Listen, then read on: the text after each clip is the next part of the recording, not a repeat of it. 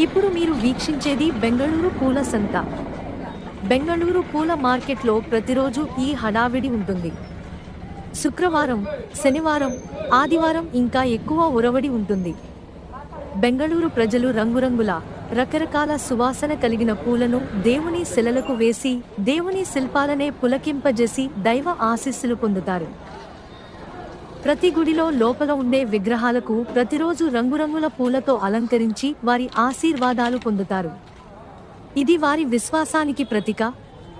ఎంత ఖర్చైనా వారి ఆత్మవిశ్వాసాన్ని అక్కడ దైవం ముందు కనపరుస్తారు.